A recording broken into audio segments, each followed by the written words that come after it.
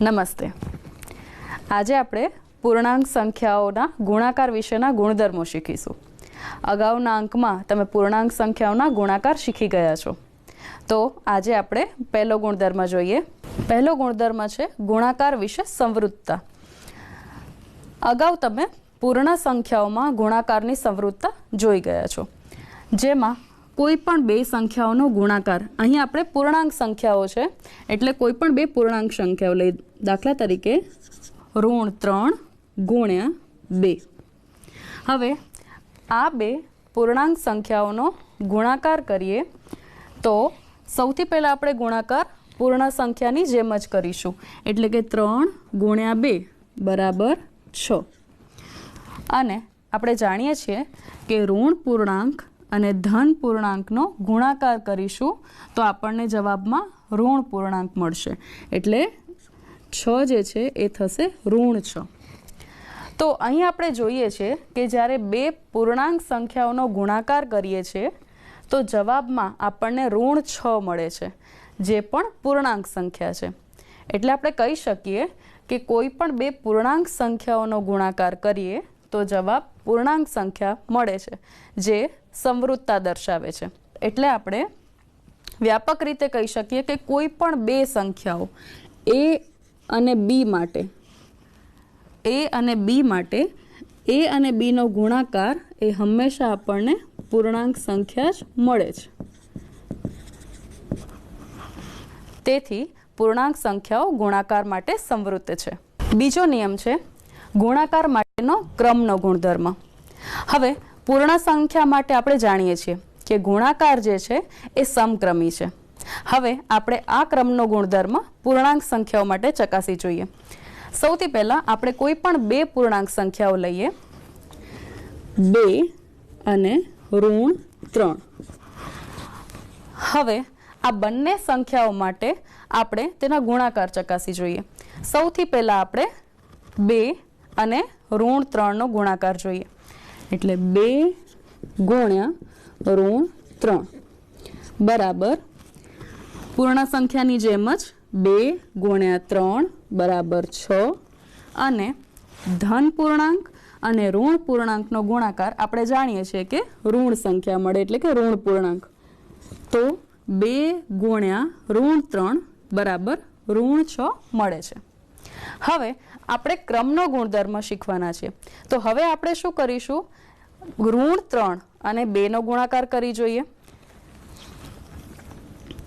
તો અહીં આપણે જોઈએ ઋણ 3 આપણે પહેલાં લઈએ છીએ અને 2 પછી લઈએ, એટલે ઋણ 3 ગુણ્યા 2। હવે અહીંયા પણ ગુણાકાર પૂર્ણ સંખ્યાની જેમ જ, એટલે કે 3 ગુણ્યા 2 બરાબર 6। ઋણ પૂર્ણાંક અને ધન પૂર્ણાંકનો ગુણાકાર આપણને જવાબ ઋણ પૂર્ણાંક મળે, એટલે કે ઋણ 6। હવે આપણે બંને ઉદાહરણ જોઈ શકીએ છીએ કે પૂર્ણાંક સંખ્યાઓનો ક્રમ બદલતા પણ જવાબ એનો એ જ રહે છે। અહીંયા આપણે પૂર્ણાંક સંખ્યાઓનો ક્રમ જે છે એ બદલી દીધો છે, પણ જવાબ એ જ મળે છે। તેથી આપણે કહી શકીએ કે પૂર્ણાંક સંખ્યાઓ પણ ગુણાકાર માટે સમક્રમી છે। તો કોઈ પણ બે પૂર્ણાંકો લઈએ, a અને b, કોઈ પણ બે પૂર્ણાંકો a અને b માટે આપણે કહી શકીએ કે a ગુણ્યા b અથવા આપણે b ગુણ્યા a કરીએ, આપણને જવાબ હંમેશા કેવો મળે છે, સમાન મળે છે। એટલે કે a ગુણ્યા b કરીએ કે b ગુણ્યા a કરીએ, બંને હંમેશા સમાન છે। એટલે કે પૂર્ણાંક સંખ્યાઓ ગુણાકાર માટે સમક્રમી છે। જ્યારે કોઈ પણ સંખ્યાનો ગુણાકાર શૂન્ય વડે કરવામાં આવે તો હંમેશા જવાબ શૂન્ય મળે છે, જે તમે પેટર્ન દ્વારા પણ શીખ્યા છો અને સંખ્યા રેખાની મદદથી પણ શીખ્યા છો। કોઈ પણ સંખ્યાનો શૂન્ય વડે ગુણાકાર હંમેશા શૂન્ય મળે છે। એના પછીનો ગુણધર્મ છે ગુણાકારની તટસ્થ સંખ્યા।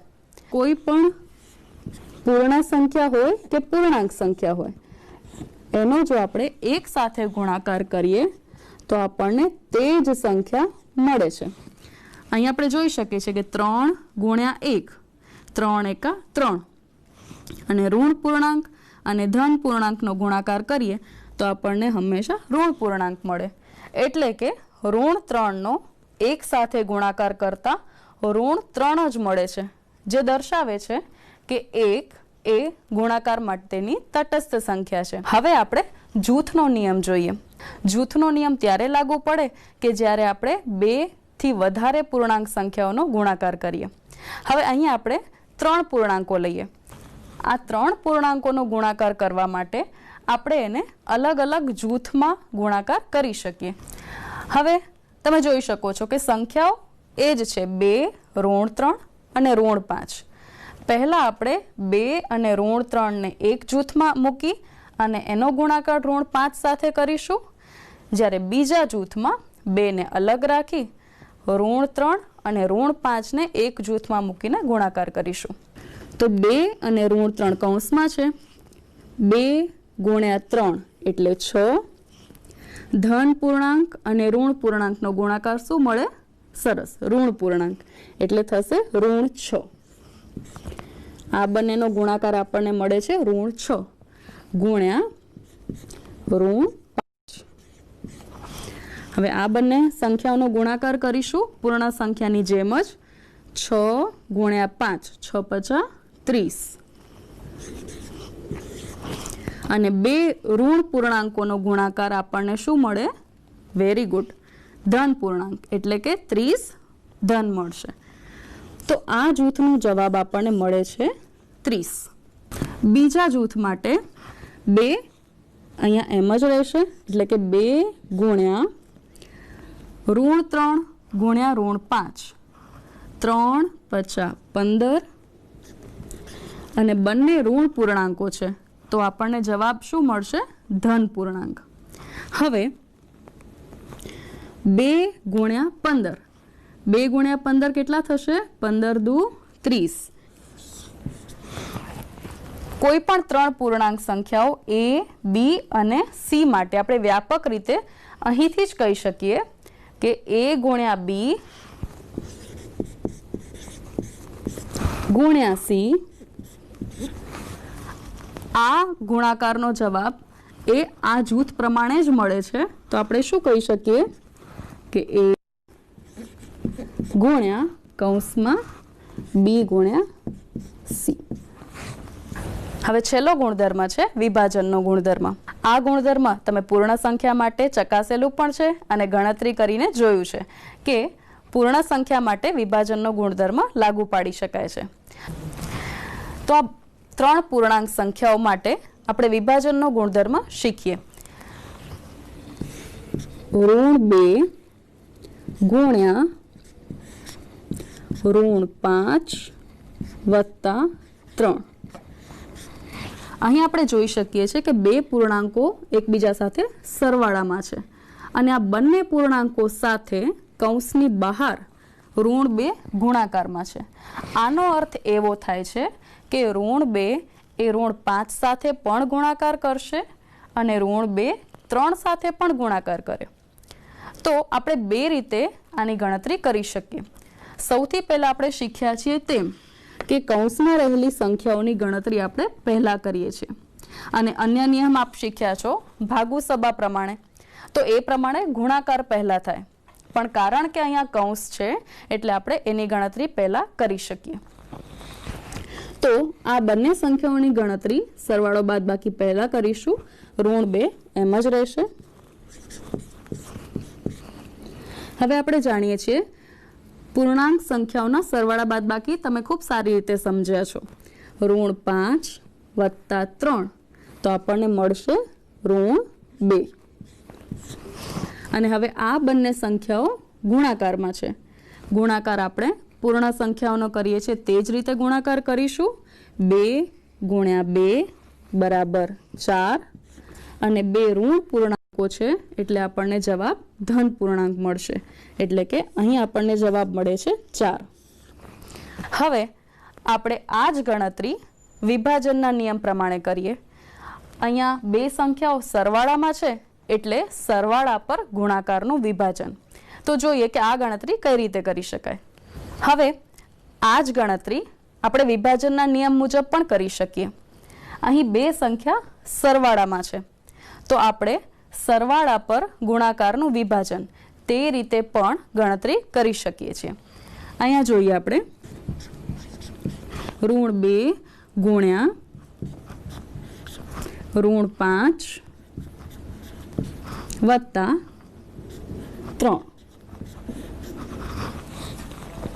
હવે આપણે જોઈએ કે -2 એ ગુણાકારમાં છે આ બંને સંખ્યાઓના, એટલે કે આપણે આમ પણ લખી શકીએ કે -2 એ -5 સાથે પણ ગુણાકારમાં છે અને -2 એ 3 સાથે પણ ગુણાકારમાં છે, એટલે કે -2 ગુણ્યા -5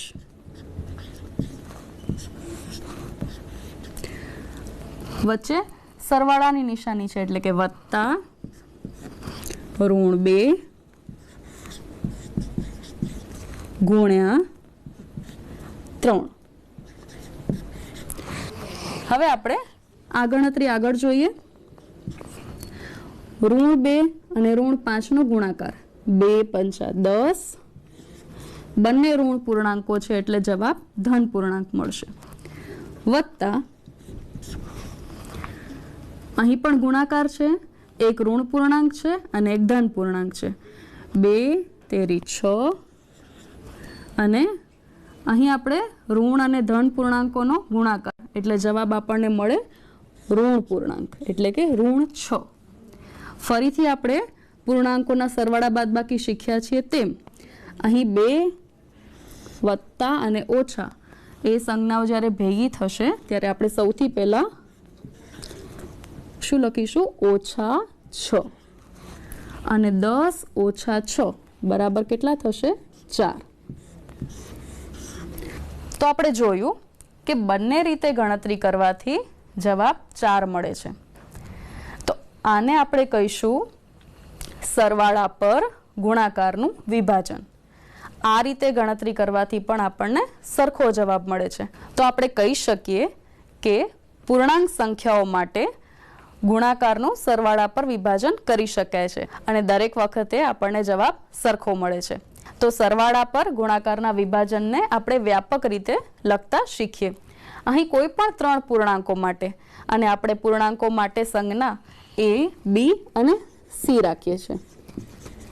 તો કોઈ પણ 3 પૂર્ણાંક સંખ્યાઓ A, B અને C માટે, તો અહીં આપણે જોઈએ કે A ગુણ્યા B વત્તા C માટે આપણે કહી શકીએ કે A ગુણ્યા B વત્તા A ગુણ્યા C, A ગુણ્યા B વત્તા A ગુણ્યા C.